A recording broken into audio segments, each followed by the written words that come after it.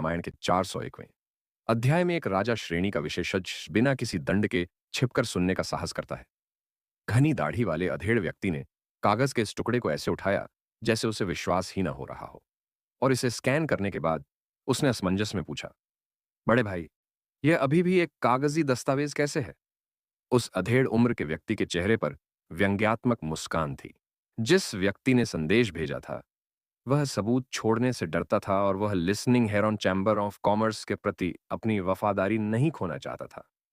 घनी दाढ़ी वाले अधेड़ व्यक्ति ने असंतोष में खांसते हुए कहा, बड़े भाई, मुझे लटकाकर मत छोड़ो। यह देखकर कि उसका भाई बहुत अधीर था, उस अधेड़ उम्र के व्यक्ति ने बस इतना ही कहा, सुनो, लिंजरी चैम्बर ऑफ कॉमर्स के बारे में ऐसी महत्वपूर्ण जानकारी जानने वाला एकमात्र व्यक्ति बूढ़ा पटलर कियांडे है। वह 3 पीढ़ियों से listening Heron Chamber of Commerce के अध्यक्षों की सेवा कर रहा है। मुझे बताओ, मुझे यह खबर किसने बताई? घनी दाढ़ी वाला अधेड़ व्यक्ति और अधिक आश्चर्यचकित हो गया। कियांडे बहुत वफादार है। मैंने उसे 2 कांस्य फ्लॉलेस फे और 2 लाख रेडियंस डॉलर देने का वादा किया था। लेकिन उसने मुझे listening Heron Chamber of Commerce के ऑनलाइन संसाधनों के बारे में बताने से इनकार कर दिया। मैंने उससे कीमत बताने को कहा, और यह बूढ़ा आदमी अभी भी अडिग था। उसके जैसे व्यक्ति के लिए जो मौत से नहीं डरता, आपने यह कैसे किया, बड़े भाई? वृद्ध मध्यम आयु वर्ग के व्यक्ति ने ड्रैगन जानवर के पैटर्न के साथ शराब के बर्तन को रगड़ा और शांति से उत्तर दिया, मैंने एल्डरफी को कियांडे के बेटे और 2 पोतों को पकड़ने और उनके बेटे के शरीर में माइंड कंट्रोलिंग सिल्कवर्म लार्वा को प्रत्यारोपित करने के लिए कहा था। फिर मैंने एल्डरफेई से कियांडे के बेटे को वापस जाने को कहा। सिर्फ 3 दिन बाद कियांडे ने खुद ही जानकारी दी और कहा कि वह listening Heron Chamber of Commerce के ऑनलाइन संसाधन मुझे सौंपना चाहता है। कियांडे को मौत का डर नहीं है, लेकिन उसे अपने बेटे की मौत का डर है, और इस बात का भी कि मैं उसके 2 पोतों पर हाथ रख दूंगी। घनी दाढ़ी वाला वह अधेड़ व्यक्ति जितना सुनता, उसकी आंखें उतनी ही चमक उठतीं। वृद्ध मध्यम आयु वर्ग के व्यक्ति की बात सुनने के बाद पूरी दाढ़ी वाला मध्यम आयु वर्ग का व्यक्ति यह कहे बिना नहीं रह सका, बड़े भाई, चूंकि हमें पहले से ही Listening Heron Chamber of Commerce के ऑनलाइन संसाधन मिल चुके हैं, तो क्यों न हम एल्डर फेई से ज्ञान देके। इससे पहले कि वह अपनी बात पूरी कर पाता, अधेड़ उम्र के उस व्यक्ति ने अपने भाई की अगली बात बीच में ही रोक दी और उसकी उम्मीदों पर खरा न उतरने पर नाराजगी जताते हुए कहा, मैंने तुम्हें कितनी बार कहा है, हमारे iron Wall Chamber of Commerce के विकास के लिए प्रतिष्ठा सबसे महत्वपूर्ण है। तुम अभी तक यह क्यों नहीं समझ पाए? अगर यह बात फैल गई तो झेंग परिवार भी हमारे iron Wall Chamber of Commerce में संसाधन निवेश करने में संकोच करेगा। हमें बाहर करने वाले दूसरे गुट की तो बात ही छोड़िए। यह देखकर कि उसका बड़ा भाई उसे फिर से उपदेश दे रहा है, घनी दाढ़ी वाले अधेड़ व्यक्ति ने आदतन अपने हाथ में शराब का गिलास उठाया और कहा, मैंने आपके शब्द नोट कर लिए हैं बड़े भाई। मुझे पता है कि मैं गलत था। चीयर्स। जैसे ही उस अधेड़ उम्र के व्यक्ति ने यह सुना, उसने अपने हाथ में पकड़ा हुआ शराब का बर्तन जोर से मेज पर रख दिया। उसे बस यही लगा कि ड्रैगन जानवर के पैटर्न वाले इस शराब के बर्तन में देखने लायक कुछ भी नहीं है। लिन युआन ने लिसन की ओर देखा, जो उसके बगल में खड़ा था, और पूछा, क्या तुम इस सप्ताह टिक नहीं पाओगे? पिछले कुछ दिनों से रात भर जागने के कारण लिसेन की आंखें लाल हो गई थीं और चेहरे पर थकान साफ झलक रही थी। हालांकि लिन युआन को देखने के बाद लिसन के चेहरे पर एक सुकून भरी मुस्कान आ गई। मुझे और 3 दिन लगेंगे, इससे पहले कि मैं इसे बर्दाश्त कर सकूं। Iron Wall Chamber of Commerce को बस मेरी तरफ से संसाधनों को हथिया लेना चाहिए था, जिसे वह 3 दिनों के भीतर नहीं खा सकता। लिसन की बातें सुनकर लिन युआन ने अपनी भौं को थोड़ा ऊपर उठाया। आपको कैसे पता कि listening Heron Chamber of Commerce ने अपने सभी ऑनलाइन संसाधन खो दिए हैं? जब लिसन ने यह सुना तो उसका चेहरा कुछ उदास और ठंडा हो गया। दादाजी कियान इस पूरे समय मेरा साथ देते रहे हैं। मैं 3 दिन पहले उन्हें खोजने गया था, लेकिन वे Listening Heron Chamber of Commerce में नहीं थे। अगले दिन वापस आने पर वह मेरी ओर हल्के अपराध बोध के भाव से देखने लगा, और उसने कुछ भी नहीं कहा। केवल दादाजी कियान और मैं ही ऑनलाइन संसाधनों के बारे में जानते हैं।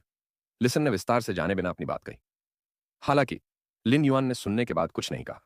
इसके बजाय उसने लिसन की ओर देखा, उसे बोलना जारी रखने का संकेत दिया। लिन युआन की आंखों को देखकर लिसन को समझ में आ गया कि उसका क्या मतलब है, और उसने कहा, यह सब खत्म होने के बाद मैं दादाजी कियान को listening Heron Chamber of Commerce से दूर इंडिगो एज्योर सिटी में सेवानिवृत्त होने के लिए भेज दूंगा। चैम्बर ऑफ कॉमर्स से जुड़े सभी मामलों का भविष्य में उनसे कोई लेना देना नहीं होगा। लिन युआन ने अपना हाथ थोड़ा ऊपर उठाया। लिसन के सामने एक प्लैटिनम फेस स्टोरेज बॉक्स उतरा और लिन युआन ने कहा, यहाँ विभिन्न आकारों की 1350 वस्तुएं हैं। क्या आप ऑनलाइन संसाधनों के बिना और इन वस्तुओं के साथ टिके रह सकते हैं? लिसन ने प्लेटिनम फेस स्टोरेज बॉक्स उठाया और उसके चेहरे की थकान दूर हो गई। हालांकि पिछले कुछ दिनों से लिसन सो नहीं पाया था और देर तक जागने की वजह से उसकी आंखें लाल हो गई थीं। लेकिन इस समय उसकी आंखों में बेजोड़ आत्मविश्वास था। ये 1350 वस्तुएं 13,50,000 रेडियंस डॉलर के इंजेक्शन के समान हैं। ये वस्तुएं शीर्ष संसाधन भी हैं। अगर मैं अब भी नहीं रुक सकता, तो मैं 4 महीने में listening Heron Chamber of Commerce को एक उभरता हुआ गुट बनाने का वादा करने की हिम्मत कैसे कर पाऊंगा? लिन युआन के मुंह के कोने सिकुड़ गए। हु क्वान को 27 क्लास 3 स्पिरिट क्राफ्ट्समैन मिल गए हैं। वे हर दिन बनने वाले 200 पीस से 70 पीस ज्यादा बना सकते हैं। आपको बस listening Heron Chamber of Commerce को अच्छी तरह से विकसित करने की आवश्यकता है और मैं आपके लिए मार्शल बल से संबंधित समस्याओं का समाधान कर दूंगा। लिन युआन ने सफेद कपड़े पहने अनुयायियों की योजना शुरू की। दिव्य लकड़ी संघ के लिए अंतरिक्ष सुरंग खोलने से पहले listening Heron Chamber of commerce सफेद कपड़े पहने अनुयायियों के लिए लौटने के लिए सबसे अच्छी जगह थी। वर्तमान स्थिति को देखते हुए listening Heron Chamber of commerce 4 महीनों के भीतर पूरी तरह से जेड बनावट वाले लकड़ी के पाउडर से बनी इन वस्तुओं पर भरोसा करके एक उभरता हुआ गुट बनने की ओर अग्रसर होगा।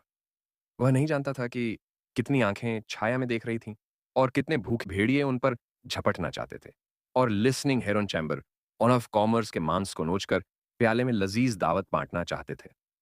उस समय राजा श्रेणी के विशेषज्ञों के मार्शल बल समर्थन के बिना हवा और बारिश के साथ मिश्रित ठंडी धारा जल्द ही Listening Heron Chamber of Commerce को टुकड़ों में उड़ा देगी। जब लिसन ने लिन युआन के शब्द सुने तो उसकी आंखें तुरंत चमक उठीं, खमकशीं और उसने जल्दी से कहा, यदि आप यह सुनिश्चित कर सकते हैं कि listening Heron Chamber of Commerce के पास पर्याप्त लड़ाकू शक्ति है, तो मुझे विश्वास है कि 3 महीने में यह एक उभरते हुए गुट की दहलीज तक पहुंच जाएगा। लिन युआन ने कोई जवाब नहीं दिया। उनके विचार में इतने सारे संसाधनों के साथ भी लिसन के लिए 4 महीनों के भीतर एक उभरते हुए गुट में परिवर्तन हासिल करना पहले से ही बेहद मुश्किल था। लिसन ने जो 3 महीने घोषित किए थे, वे सचमुच थोड़े कठोर थे। उस समय रक्तपात की मां की अजीब और अच्छी आवाज, जो अभी तक एक शब्द भी नहीं बोली थी, अचानक सुनाई दी। उसका स्वर ठंडा था। एक राजा श्रेणी का विशेषज्ञ चुपके से सुनने की हिम्मत कैसे कर सकता है? क्या आपको सच में लगता है कि listening Heron Chamber of Commerce में कोई नहीं है? रक्तबीज की माता की आवाज बहुत देर तक धीमी रही, लेकिन किसी ने कोई प्रतिक्रिया नहीं दी। लिन युआन ने खाली कमरे को स्कैन किया और कुछ भी नहीं पाया। फिर भी वह जानता था कि चूंकि रक्तबीज की मां ने ऐसा कहा था, इसीलिए निश्चित रूप से एक राजा श्रेणी का विशेषज्ञ उनकी बातचीत को सुन रहा था। उस समय रक्तबीज की मां की आवाज फिर से सुनाई दी। लिन युआन स्पष्ट रूप से रक्तबीज की मां के शब्दों को सुन सकता था। इस बार वे मजबूत हत्या के इरादे से भरे हुए थे। चूंकि आप स्वेच्छा से बाहर नहीं आ रहे हैं, तो क्या आपको मेरी तरफ से बाहर बुलाए जाने की जरूरत है? खिड़की के पास एक काली आकृति दिखाई दी। यह एक पतला, काले कपड़े पहने बूढ़ा आदमी था, जिसके बाल और दाढ़ी सफेद थी। यह बिल्कुल वैसा ही था जैसे दोपहर के समय खिड़की के सामने अचानक कोई चमगादड़ सा आ जाता है। बूढ़े आदमी ने खिड़की को लात मारी और कमरे में कूद गया। वह बहुत ही श्रेष्ठ दिख रहा था। उसके कंधों के दोनों ओर एक बदसूरत और घिनौना दिखने वाला कीट प्रजाति का जीव लेटा हुआ था। लिन युआन ने 2 बदसूरत कीट प्रजातियों के गुणों की जांच करने के लिए मॉर्बियस के सच्चे डेटा का उपयोग किया। फेनाम, मन को नियंत्रित करने वाला रेशम कीट। गो, फी प्रजाति, बॉम्बिसिडे माइंड रेशम कीट। फे ग्रेड, डायमंड, 4 में से 10। फे प्रकार, डार्क जहर। फे क्वालिटी, फैंटेसी 2। फिन नाम, रक्त दांतेदार क्रिकेट। फे प्रजाति, पंखिंग्रिलस दांतेदार क्रिकेट।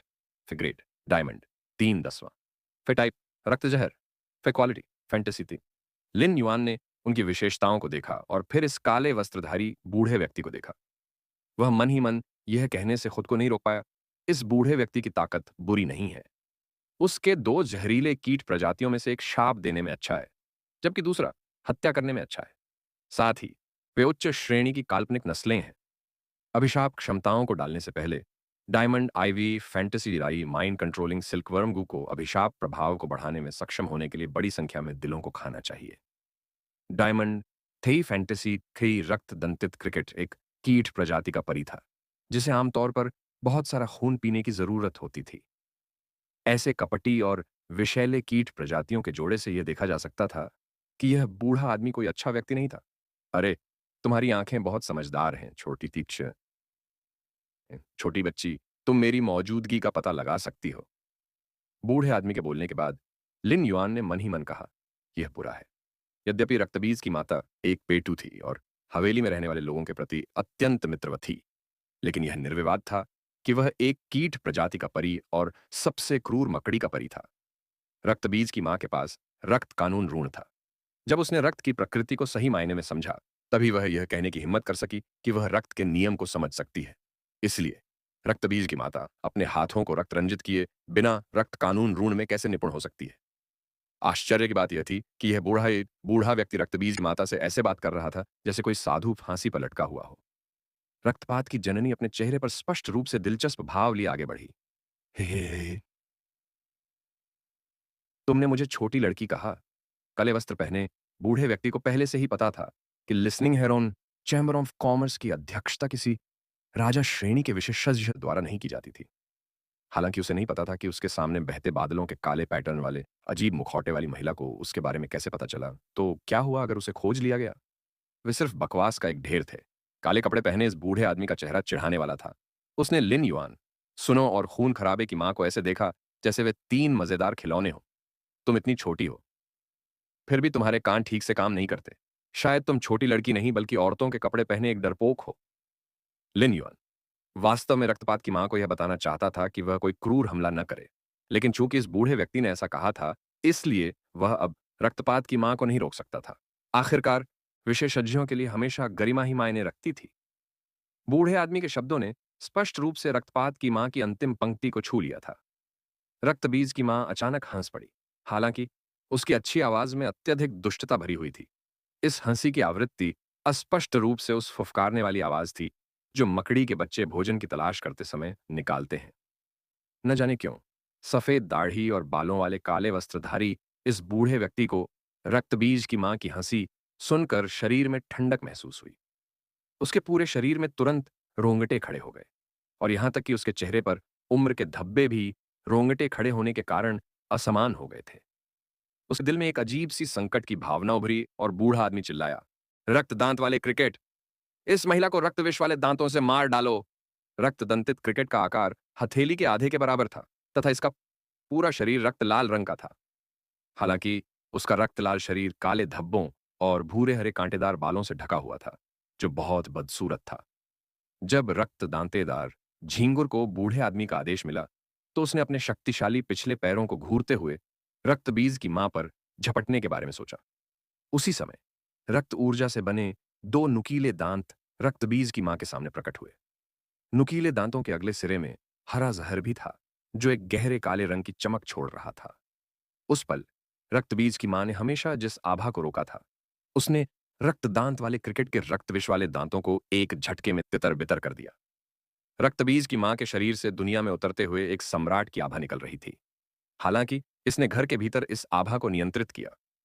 साथ ही आभा से एक तरह की शैतानी ठंडक भी निकल रही थी।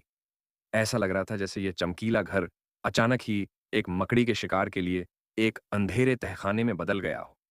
रक्तदांत वाला झींगुर हवा से जमीन पर उतरा और जोर से हिलने लगा। उसके शरीर पर रक्त लाल चमक चमक उठी और अचानक खून जैसी इच्छा शक्ति प्रकट हुई। है, यह fantasy breed blood tooth head cricket और ये ब्लड पॉइजन विल पावर रून वास्तव में मेल खाते हैं। एक छोटे से फैंटेसी ब्रीड कीट का मुझ पर अपनी रक्त प्रकार की क्षमता से हमला करना दिलचस्प है। जब मदर ऑफ ब्लड बैथ के शब्द गिरे, तो यह रक्त विषाक्त इच्छा ऊर्जा रक्त दांतेदार क्रिकेट के शरीर से अलग हो गई। फिर यह धीरे धीरे मदर ऑफ ब्लड बैथ के शरीर में विलीन हो गई। मदर ऑफ ब्लड बैथ का शरीर लाल रक्त जैसी चमक के साथ घूम गया। रक्त दंतित क्रिकेट की रक्तविष इच्छा शक्ति छीन लिए जाने के बाद यह एक काल्पनिक नस्ल से डायमंड लीजेंड फे में गिर गया। काले कपड़े पहने इस बूढ़े आदमी ने अचानक कहा, एक सुजैन मिथ नस्ल फे, बूढ़े आदमी के शब्द आश्चर्य और भय से भरे थे, यहां तक कि उसकी आवाज भी कांप रही थी। खून खराबे की मां गिरे हुए खूनी दांत वाले क्रिकेट के पास कदम दर कदम पहुंची और बोली, तुम थोड़े जानकार हो। तुम तो कानून की मार और समान प्रकार के नियंत्रण के बारे में भी जानते हो। जब इस बूढ़े आदमी ने अपने रक्त दांत वाले क्रिकेट को रक्तपात की मां पर हमला करने का आदेश दिया था, तो लिसन का दिल कठोर हो गया था। वह इस बूढ़े आदमी से और अधिक परिचित नहीं हो सकता था। वह वास्तव में iron Wall Chamber of Commerce का तीसरा आधिकारिक व्यक्ति फेई कियान कियोंग था। फेई कियान कियोंग को निश्चित रूप से एक अनुभवी राजा श्रेणी का विशेषज्ञ कहा जा सकता है। Iron Wall Chamber of Commerce में तीसरे सबसे ऊंचे स्थान पर होने के कारण बाहर उनकी एक कुख्यात प्रतिष्ठा थी। जैसे ही रक्तबीज की मां ने अचानक अपनी आभा प्रकट की, लिसन और फई कियानकियोंग भी चौंक गए। हालांकि लिसन का सदमा फई कियानकियोंग से अलग था। फई कियानकियोंग घबरा गया और डर गया, जबकि लिसन सुखद आश्चर्यचकित था। लीने ने लिन युआन को देखा और पाया कि वह वहां उदासीन बैठा था। उसके चेहरे पर जरा भी बदलाव नहीं आया था। ऐसा लग रहा था मानो राजा श्रेणी के विशेषज्ञ का अचानक हमला सिर्फ हवा का झोंका था और उसका जिक्र करने लायक कुछ नहीं था। इससे पहले लिसन ने केवल लिन युआन को अनजाने में अपने संसाधनों की नींव का खुलासा करते देखा था। हालांकि जब फेई कियानकियोंग ने चिल्लाकर कहा, एक सुजैन मिथ नस्ल फे, तो यह साबित करने के लिए पर्याप्त था कि मार्शल बल के संदर्भ में लिन युआन की नींव संसाधनों की तुलना में कहीं अधिक गहरी थी। लिसन ने अपनी नजर लिन युआन से हटा ली और एक बार फिर से रक्तबीज की मां और रक्त दांत वाले क्रिकेट पर नजर डाली, जो जमीन पर छटपटा रहे थे और संघर्ष कर रहे थे। हालांकि लिसन ने कभी भी मिथ ब्रीड फे के लॉ स्ट्रिपिंग और फैंटेसी ब्रीड फे के प्रति समान प्रकार नियंत्रण के बारे में नहीं सुना था, लेकिन उसके दादा ने उसके साथ कुछ बातें साझा की थीं। लॉ स्ट्रिपिंग का तात्पर्य लॉ ऋण द्वारा कानून के भीतर की इच्छा शक्ति को छीनना था, जो एक काल्पनिक नस्ल के फी से संबंधित थी। समान प्रकार नियंत्रण से तात्पर्य उच्चतर समान प्रकार के भय द्वारा निम्नतर भय पर प्रभुत्व स्थापित करने से है। हालांकि लिसन को यह नहीं पता था कि रक्तबीज की जननी किस प्रजाति की परी थी। इस तथ्य से कि वह रक्त दांतेदार क्रिकेट की रक्तरेखा को छीन सकती थी और समान प्रकार नियंत्रण का उपयोग करने में सक्षम थी, यह स्पष्ट रूप से एक सुजरेन मिथ नस्ल कीट प्रजाति की परी थी जो रक्त कानून को नियंत्रित करती थी। फई कियानकियोंग अब स्पष्ट रूप से महसूस कर सकता था कि उसने रक्तदांत वाले झींगुर पर नियंत्रण खो दिया था, लेकिन उसके दूसरे कंधे पर मन को नियंत्रित करने वाला रेशम कीट अभी भी उसके नियंत्रण में था। उसने सोफे पर बैठे युवक की ओर अस्पष्ट दृष्टि से देखा, बिना कुछ बोले। उसी समय उसने जमीन पर पड़े खूनी दांत वाले क्रिकेट पर एक हृदय विदारक नजर डाली। उसकी इच्छा शक्ति ऋण छीन ली गई थी और उसकी गुणवत्ता अब काल्पनिक नस्ल नहीं रही। फेई कियानकियों की आंखों में पागलपन की झलक दिखाई दी। वह सोफे पर बैठे युवक की पहचान के बारे में नहीं जानता था। हालांकि उसके चेहरे पर लगे मुखौटे की शैली को देखकर वह बता सकता था कि उसका दर्जा इस सुजरेन मिथ फये के मानव रूप से स्पष्ट रूप से उच्च था। तभी फेई की अंकियोंग ने अपने कान के पास एक अजीब और सुखद आवाज सुनी। आपने ब्लड टूथेड क्रिकेट को अच्छी तरह से पाला है, भले ही इसे डिमोट कर दिया गया हो। यह diamond ivy legend blood toothed cricket अभी भी कुछ हद तक उपयोगी है। तो अनुबंध को तोड़ने के लिए अपनी आध्यात्मिक ऊर्जा के अंश को नष्ट कर दो और इस रक्तदांत वाले झिंगुर को एक जंगली परी बना दो। जिस लहजे में रक्तबीज की मां ने यह कहा, ऐसा लग रहा था जैसे वह कोई बहुत ही सामान्य बात कह रही हो। हालांकि ये शब्द फेई क्यानकियों के लिए एक आदेश की तरह थे, जिसका वजन था। हालांकि फेई क्यानकियोंग इस कमरे को जीवित नहीं छोड़ने के लिए तैयार था और उसकी आंखों में पागलपन की झलक दिख रही थी, लेकिन वह रक्तबीज की मां के शब्दों को सुनने के बाद कांपने से खुद को रोक नहीं सका। किसी विशिष्ट परी के साथ अनुबंध तोड़ने के लिए अपनी आध्यात्मिक ऊर्जा के अंश को स्वयं नष्ट कर देने और एक आत्मा की हुई पेशेवर को मरने देने के बीच क्या अंतर था? फय और ठेकेदार के बीच अनुबंध होने के बाद यह आजीवन बंधन के समान था। हालांकि अगर कोई स्पिरिट की हुई पेशेवर किसी विशिष्ट फय के साथ अपने मन में आध्यात्मिक ऊर्जा के अंश को नष्ट कर देता है, तो यह उस विशेष फय के साथ पिछले अनुबंध के पुल को तोड़ने के समान होगा और अनुबंधित फय ऐसा करके अपनी स्वतंत्रता पुनः प्राप्त कर सकता है। इसके अलावा यह उसकी आध्यात्मिक जड़ों को गंभीर रूप से घायल करने जैसा होगा, जिसे ठीक नहीं किया जा सकता। इसका मतलब यह था कि स्पिरिट क्यूई पेशेवर भविष्य में फिर कभी फाइये से अनुबंध नहीं कर सकता। गंभीर मामलों में यह अन्य फही के अनुबंध को भी प्रभावित कर सकता है। यह कोई नई बात नहीं थी कि आत्मा क्यूई के पेशेवर लोग किसी विशेष परी के आध्यात्मिक अंशों को नष्ट कर देते थे और उसके साथ अनुबंध तोड़ देते थे। हालांकि ऐसा आमतौर पर तब होता था जब कोई आत्मा क्यूई पेशेवर किसी हताश स्थिति का सामना कर रहा होता था और जानता था कि वे जीवित नहीं रह सकते। इस प्रकार वे अनुबंधित फय के साथ आध्यात्मिक अंश को नष्ट कर देते थे, जिससे यह एक जंगली फय में वापस आ जाता था। यह फय को मरने पर अनुबंध के कारण अपना जीवन खोने से रोकता था। हालांकि फहेई कियांकियोंग अपने और रक्त दांतेदार क्रिकेट के बीच के आध्यात्मिक टुकड़े को नष्ट करने के लिए कैसे तैयार हो सकता था। जब रक्तबीज की मां ने देखा कि फहे कियांकियोंग हिल नहीं रहा है, तो उसने हवा की ओर हाथ बढ़ाया और उसे धीरे से छुआ। जैसे ही उसने ऐसा किया, उसके नाखून चिपचिपे रक्त प्लाज्मा की तरह लाल हो गए। जब रक्तबीज की मां ने उसे छूने के लिए हाथ बढ़ाया, तो इस कमरे में फेई कियांकियोंग की दयनीय चीख सुनाई दी। यह असामान्य रूप से कठोर थी, मानो उसे दुनिया की सबसे क्रूर सजा दी गई हो। यह केवल एक पल के लिए ही रहा और फेई कियांकियोंग अब और नहीं चीख सकता था, क्योंकि उसका शरीर जमीन पर एक अजीब छाप में मुड़ता रहा। रक्तपात की मां लिन युआन के पास गई और बोली, इस बूढ़े आदमी के पास अभी भी एक मन नियंत्रण रेशम कीट गु है जिसका उपयोग किया जा सकता है। अभी उसने आज्ञाकारी रूप से आध्यात्मिक टुकड़े को नष्ट करने से इनकार कर दिया, इसलिए वह अभी भी मन नियंत्रण रेशम कीट गोद का उपयोग बुरे इरादों के लिए करने के बारे में सोच रहा होगा। यह कहने के बाद रक्तबीज की मां ने मोटे लाल सुनहरे दिमाग को नियंत्रित करने वाले रेशम कीट गू को पकड़ लिया। उसका लाल सुनहरा शरीर बहुत चिकना लग रहा था, गहरे लाल धब्बों से ढका हुआ। हर बार जब दिमाग को नियंत्रित करने वाला रेशम कीट गू अपने लार्वा का इस्तेमाल लक्ष्य के शरीर पर परजीवी के रूप में करता था, तो उसके पीठ पर एक गहरा लाल धब्बा दिखाई देता था। लाल धब्बे एक साथ लगभग पैच के रूप में पैक किए गए थे। उनमें से कम 1000 लोग थे। दूसरे शब्दों में, हजारों लोगों की जिंदगी अब फई कियांकियों के हाथों में थी।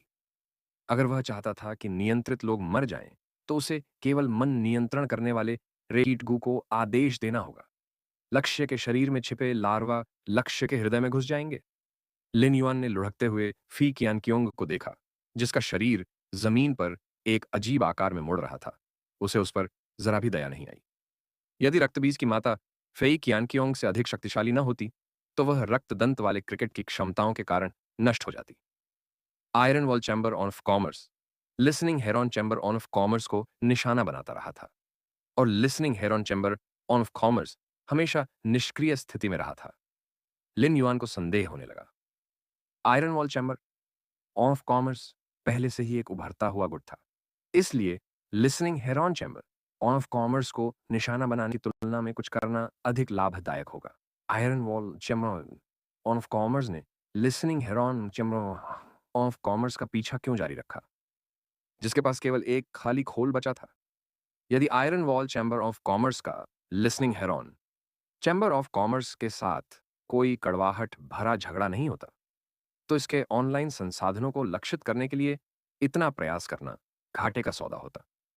चूंकि iron Wall Chamber of Commerce के तीसरे सर्वोच्च पद के व्यक्ति अब उनके सामने थे, इसलिए यह स्पष्ट रूप से यह जानने का एक उत्कृष्ट अवसर था कि ऐसा क्यों हुआ।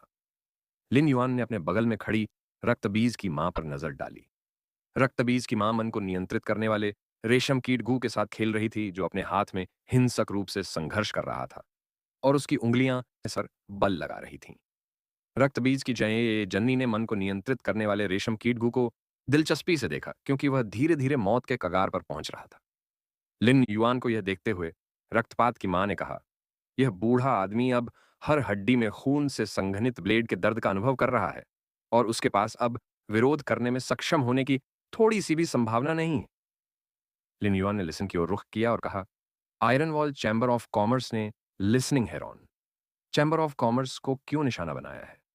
मुझे लगता है कि आपके पास पूछने के लिए बहुत सी चीजें होनी चाहिए, है ना? आप इसके बारे में पूछ सकते हैं। लिसन के चेहरे पर एक अजीब सी मुस्कान आ गई और फिर उसने लिन युआन की तरफ कृतज्ञता भरी नजरों से देखा। लिन युआन ने कुछ और नहीं कहा। उसने सिर्फ लिसन के कंधे पर हल्के से थपथपाया और उसे सकारात्मक नजर से देखा। जब लिसन ने फेई कियांकियों की ओर देखा, तो उसकी निगाहें तीखी हो गईं, जबकि उसका चेहरा और अधिक उदास होता जा रहा था। लेकिन इस एक महीने के दौरान iron Wall Chamber of Commerce के अथक दमन और कठोर हमलों ने Listening Heron Chamber of Commerce को लगभग पतन के कगार पर पहुंचा दिया था। लिन युआन के समर्थन के बिना listening Heron Chamber of Commerce का इस दुनिया में अस्तित्व समाप्त हो जाता। जब 3 दिन बाद iron Wall Chamber of Commerce ने इसके ऑनलाइन संसाधनों को नियंत्रित कर लिया। लिन युआन के प्रोत्साहन और मौन सहमति प्राप्त करने के बाद लिसन ने पास जाकर मिश्रित भावनाओं के साथ अपने पैरों पर संघर्ष कर रहे फी क्यानकियोंग को देखा। उसके पास फे क्यानकियोंग से पूछने के लिए अनगिनत सवाल थे। Iron Wall Chamber of Commerce ने Listening Heron Chamber of Commerce को क्यों नहीं जाने दिया और उसे एक मृत अंत पर क्यों पहुंचा दिया? Iron Wall Chamber of Commerce ने उसके चाचाओं को किस तरह के लाभ दिए थे कि वे Listening Heron Chamber of Commerce को अलविदा कहे बिना ही चले गए। हालांकि ये सारे शब्द लिसन के गले में अटक गए जब उसने पूछना चाहा। यह पहली बार था जब उसने iron Wall Chamber of Commerce के किसी व्यक्ति को किसी शक्तिशाली व्यक्ति के रूप में तिरस्कार भरी नजर से देखा था, और यह व्यक्ति तीसरा सर्वोच्च पद वाला व्यक्ति था। लिसन मूर्ख नहीं था। वह जानता था कि iron Wall Chamber of commerce listening Heron Chamber of Commerce के साथ इस तरह का व्यवहार करके उसके खिलाफ कोई षड्यंत्र रच रहा होगा। लिसन ने इसके बारे में चाहे जो भी सोचा हो, वह जानता कि उसके पास ऐसा क्या था जिसके कारण iron Wall Chamber of Commerce ने उन पर लालच किया। लिसन ने फ्रेई क्यानकियोंग को बहुत देर तक ठंडे चेहरे के साथ संघर्ष करते देखा, एक शब्द भी नहीं बोला। जब लिसन ने कृपालु नजर से देखा तो फई क्यानकियोंग की जिंगयुंग की आंखों में उसकी विनती भरी भावनाएं झलक रही थीं।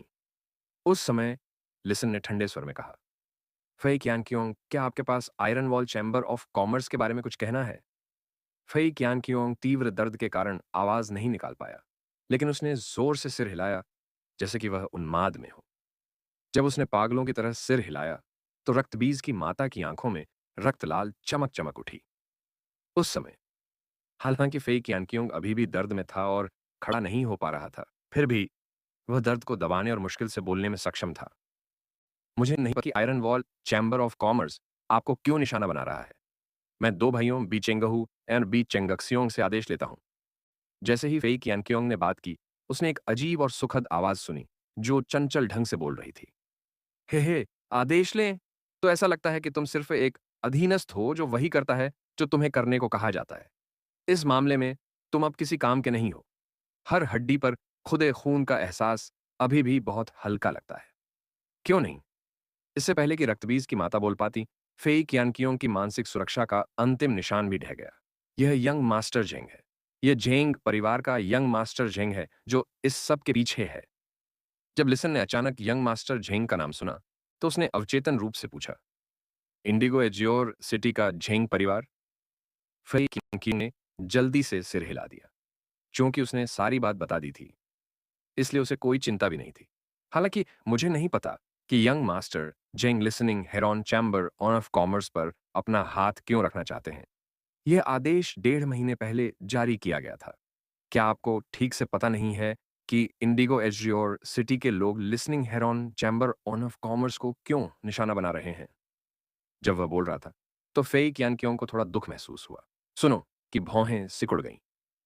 लिन युआन अपनी भौहें उठाने से खुद को रोक नहीं सका। युवा मास्टर झेंग, झेंग परिवार। लिन युआन को अवधि के दौरान वैन यू के स्थान पर रेडियंस फेडरेशन में बड़े और छोटे गुटों के बारे में जानकारी भी मिली थी। हालांकि उसने बड़े गुटों के बारे में जानकारी जुटा ली थी, लेकिन वहां बहुत सारे छोटे गुट थे। इसीलिए उसके पास जानकारी को पढ़ना शुरू करने का समय नहीं था। छोटे गुटों से जुड़ी जानकारी बहुत ज्यादा थी। लिन युआन का इरादा जीनियस को उन छोटे गुटों की जानकारी लिखने देना था। यह जानकारी को समझने से अलग नहीं था।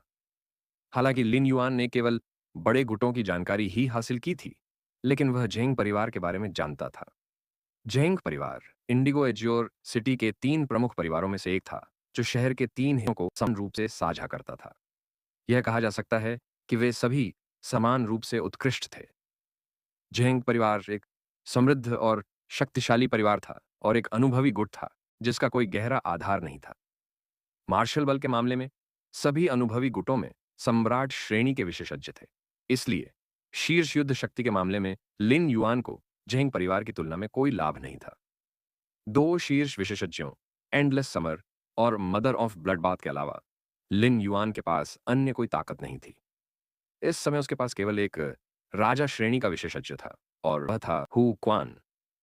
हालांकि हु क्वान केवल स्पिरिट क्राफ्ट्समैनशिप में ही अच्छा था और उसके अनुबंधित फे सभी स्पिरिट क्राफ्ट्समैन की सहायता करने के लिए थे।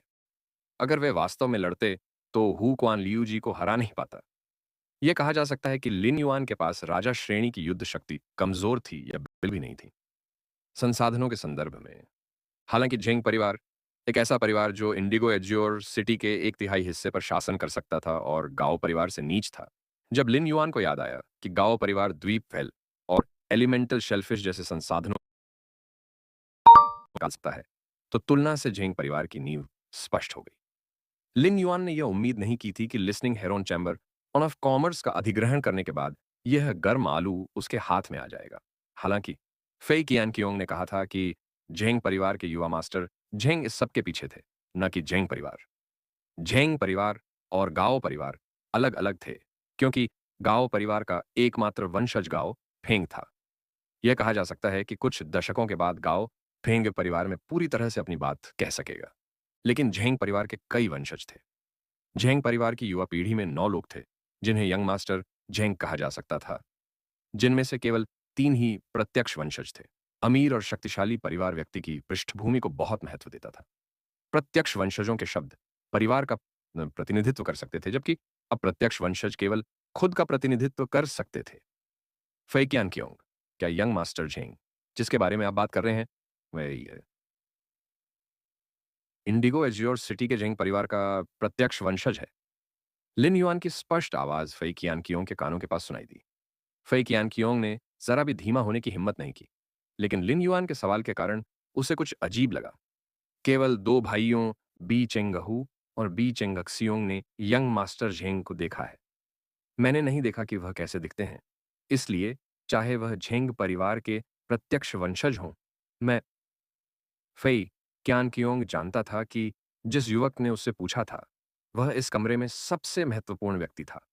जब मन को नियंत्रित करने वाला रेशम कीट गुस्सा भी फई कियान के नियंत्रण में था, तो उसके दिमाग में पागलों जैसे विचार कौंध रहे थे। लेकिन रक्त दांतेदार क्रिकेट अब उसके नियंत्रण में न रहकर जमीन पर संघर्ष कर रहा था। मन को नियंत्रित करने वाला रेशम कीट सुजरेन मिथ नस्ल के मानव रूपी परी के हाथों मौत के कगार पर था। फई क्यान के पास पागल होने की क्षमता नहीं थी, भले ही वह ऐसा करना चाहता हो। यह एक तात्कालिक निर्णय था जब कोई मृत्यु से नहीं डरता था। हालांकि यह निर्णय लेते समय और जीवन और मृत्यु के बीच की रेखा का अनुभव करने के बाद लगभग हर कोई अपना मन बदल लेता है और मृत्यु से डरने लगता है। फई कियांग कोई अपवाद नहीं था। अमेरिका ने यह जो सबसे ज्यादा चाहता था वह था जीने में सक्षम होना। जब फई कियांग ने बोलना समाप्त किया तो लिन युआन ने विचार किया। जब उसने ऊपर देखा तो उसने देखा कि लिसन की आंखें उसकी ओर देख रही थीं, स्पष्ट रूप से उसके निर्णय की प्रतीक्षा कर रही थीं। लिन युआन जानता था कि लिसन के दिमाग में क्या चल रहा है। जब किसी अनुभवी गुट का सामना करना पड़ता है तो ज्यादातर लोग listening Heron Chamber of commerce जैसी कोई चीज खाली शेल्फ में छोड़ने में संकोच नहीं करेंगे। सुनो, अब उस हिरण की तरह था जो अभी अभी निराश होकर अपना रास्ता ढूंढ रहा था। हालांकि इस हिरण को डर था कि जिस दिशा की वह तलाश कर रहा है वह उसे बोझ समझकर पीछे छोड़ देगी।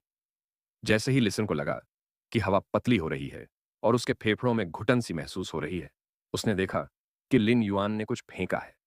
लिसन जल्दी से उसे लेने गया, जो उसके हाथों में गर्म महसूस हो रहा था। एक नजर में ही उन्होंने पाया कि यह पूरी तरह से जेड बनावट वाले वेंज से बना लकड़ी का एक टुकड़ा था जिस पर क्वान लिखा हुआ था। उस समय लिन युआन ने कहा, भविष्य में मैं उन वस्तुओं को पूरी तरह से जेड बनावट वाले लकड़ी के पाउडर के साथ मिश्रित करके नहीं भेजूंगा। यह टोकन ले लो और उन्हें हर दिन एक निश्चित समय पर स्पिरिट क्राफ्ट्समैन एसोसिएशन से उठाओ। लिसन ने टोकन को अपने हाथों में कसकर पकड़ लिया। यह टोकन और लिन युआन के शब्द लिन युआन के खुद के प्रति और listening Heron Chamber of Commerce के प्रति दृष्टिकोण को दर्शाते थे। फई कियांकियोंग ने अचानक अपनी सांस रोक ली। वह नकाबपोश युवक की बातों से समझ गया कि उसने यंग मास्टर झेंग की वजह से listening Heron Chamber of Commerce का समर्थन करना नहीं छोड़ा था। इससे कम से कम यह तो पता चला कि वह यंग मास्टर झेंग से नहीं डरता था। लिसन जैसे उच्च भावनात्मक बुद्धिमत्ता वाले लोग शायद ही कभी भावुक होते हैं। हालांकि लिन युआन की बातें सुनने के बाद लिसन को शांत होने में काफी समय लगा और फिर उसने फुसफुसाते हुए कहा, ठीक है।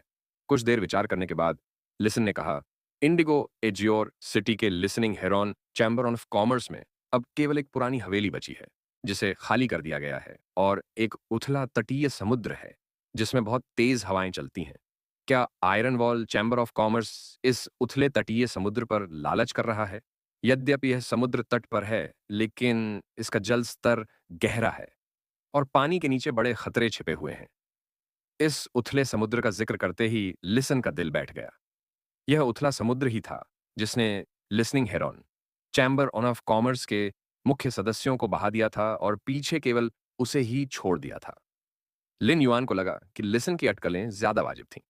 Listening Heron Chamber of commerce अब पूरी तरह से खाली हो चुका था और iron Wall Chamber of commerce इस पर हावी होकर बेकार में बहुत ज्यादा मेहनत कर रहा था।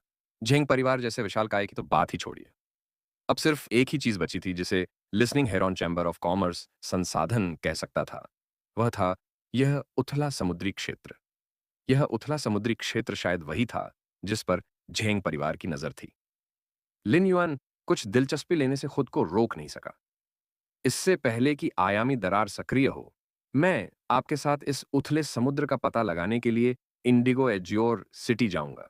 हालांकि रेड थॉर्न की पानी के अंदर सांस लेने की क्षमता अभी पूरी तरह से विकसित नहीं हुई थी, फिर भी उसे पानी में जीवित रहने में अब कोई समस्या नहीं थी। लिन युआन यह परख नहीं सका कि हवेली की मानव निर्मित झील में रेड थॉर्न की पानी के भीतर सांस लेने की क्षमता कितनी मजबूत थी। Listening Heron Chamber of Commerce के उथले समुद्री क्षेत्र का पता लगाने के इस अवसर की बदौलत वह रेड थॉर्न की पानी के भीतर सांस लेने की क्षमता की सीमा का परीक्षण कर सका। लिसन इंडिगो एज्योर सिटी में listening Heron Chamber of Commerce के तटीय उथले समुद्र का फिर से सामना नहीं करना चाहता था। हालांकि चूंकि लिन युआन ने कहा था कि वह अन्वेषण के लिए जाना चाहता है, इसलिए लिसन ने जल्दी से उत्तर दिया, युवा मास्टर, जब भी आपके पास समय हो आप मुझे प्रस्थान के लिए बुला सकते हैं। फई कियांकियों का चेहरा पीला होता जा रहा था। जितना ज्यादा वह नकाबपोश युवक और लिसन की बेलगाम बातचीत सुनता, उतना ही उसे पता चलता कि ये दोनों या तो महत्वहीन मामलों पर बात कर रहे थे या फिर उसके जैसे बाहरी व्यक्ति की मौजूदगी कोई मायने नहीं रखती। हालांकि यह मामला मामूली कैसे हो सकता है, क्योंकि इसमें झेंग परिवार शामिल था। इसका यह भी अर्थ था कि यह नकाबपोश युवक इस बात से कतई भयभीत नहीं था कि वह रहस्य सुन लेगा, जिसका अर्थ था कि वह वास्तव में दूसरों की नजरों में एक मृत व्यक्ति के बराबर था, क्योंकि केवल एक मृत व्यक्ति ही बात नहीं कर सकता। फेई कियांकियोंग ने जल्दी से 2 कदम आगे बढ़ते हुए मुश्किल से कहा, मैंने तुम्हें सब कुछ बता दिया है जो मैं जानता हूं। क्या तुम लोग मेरी जान बख्श सकते हो? मैं इच्छा शक्ति ऋण की कसम खाकर तुम्हारे सामने झुक सकता हूं। उस समय फेई कियांकियोंग ने रक्तबीज की मां की अजीब और सुखद आवाज सुनी, जो कि कपट से भरी थी। आप तो इच्छा शक्ति ऋण की कसम भी खाने जा रहे हैं। वह रक्तविष इच्छा शक्ति ऋण अच्छा है, लेकिन दुर्भाग्य से यह मन नियंत्रण रेशम कीट गू की इच्छा शक्ति ऋण एक अंधकारमय प्रकार है। अन्यथा मैं इसे फिर से चख सकता था। रक्तबीज की मां के शब्दों ने फई कियांकियोंग के शरीर को कांपने पर मजबूर कर दिया। वह चिल्लाया, मैं इच्छा शक्ति ऋण की कसम खाकर नौकर बन सकता हूं।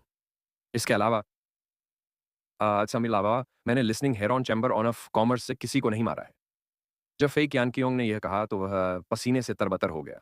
उसने कभी भी listening Heron Chamber of Commerce के लोगों को नहीं मारा था, लेकिन उसने listening Heron Chamber of Commerce के बटलर कियान के बेटे और पोतों का अपहरण कर लिया था और ऑनलाइन संसाधनों के बदले में कियान के बेटे को नियंत्रित करने के लिए माइंड कंट्रोलिंग सिल्कवर्म का इस्तेमाल किया था। यह कहा जा सकता है कि वह अपराधी था जिसने listening Heron Chamber of Commerce के ऑनलाइन संसाधनों को खो दिया था। लिन युआन ने फई कियांकियोंग की बात सुनकर अपनी भौहें ऊपर उठाईं। फई कियांकियोंग को अपने साथ लेना लिन युआन के लिए इस समय एक अच्छी बात मानी जा रही थी, क्योंकि उसके पास इस समय कोई भी राजा श्रेणी का विशेषज्ञ उपलब्ध नहीं था। भले ही फेई कियानकियोंग का blood toothed cricket fantasy breed से डायमंड आईवी लीजेंड फे में बदल गया था, फिर भी इसमें मजबूत लड़ाकू शक्ति थी। इसके अलावा फेई कियानकियोंग का diamond eyed fantasy mind controlling silkworm gu अभी भी मौजूद था। फिर भी फेई कियानकियोंग अभी भी iron Wall Chamber on of Commerce का सदस्य था और उसे लिसन का दुश्मन माना जाता था। चूंकि लिन ने Listening Heron chamber on of Commerce का कार्यभार संभाल लिया था, इसलिए उसने फी कियानकियों के प्रस्तुतिकरण का कोई जवाब नहीं दिया। इसके बजाय उसने लिसन से कहा, जो उसके बगल में खड़ा था, listening Heron chamber on of Commerce में अब कोई राजा श्रेणी का विशेषज्ञ नहीं है। चूंकि फेई कियानकियोंग समर्पण करना चाहता है, इसलिए अगर तुम चाहो तो उसे रख लो, नहीं तो बस उसे मार दो। लिन युआन ने ये शब्द हल्के से कहे थे, लेकिन उसने सुनो को ध्यान में रखा था। किसी व्यक्ति की धारणा को इस बात से आसानी से देखा जा सकता है कि उसने किसी मामले को किस प्रकार संभाला है।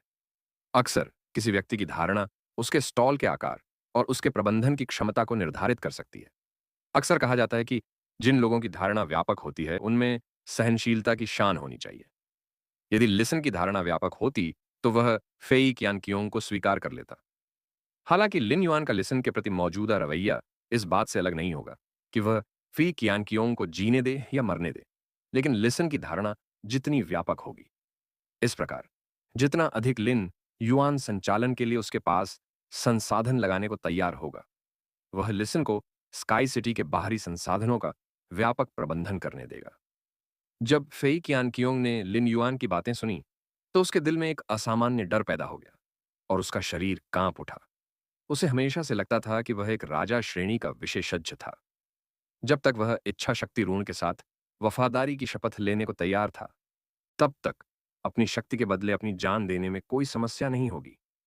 हालांकि इस नकाबपोश युवक ने लापरवाही से अपनी जान दे दी थी। सुनो, Iron Wall Chamber on of Commerce ने Listen Heron Chamber on of Commerce का यह हाल कर दिया था। अगर वह लिसनिंग होता, तो उसे जीने का मौका कैसे देता? सुनो, उसे उम्मीद नहीं थी कि लिन युआन फी कियानकियोंग की जिंदगी उसके हवाले कर देगा। वह दुनिया के तौर तरीकों को जानता था और समझ सकता था कि लिन युआन ने फी कियानकियोंग की वफादारी इसलिए स्वीकार नहीं की क्योंकि उसे उसकी भावनाओं की चिंता थी। अन्यथा राजा श्रेणी के विशेषज्ञ का स्वेच्छा से सेवक बनना अपना सर्वस्व अर्पित करने के समान था। ऐसा लाभ उसके सामने था। फिर भी लिन युआन ने इसे स्वीकार नहीं किया।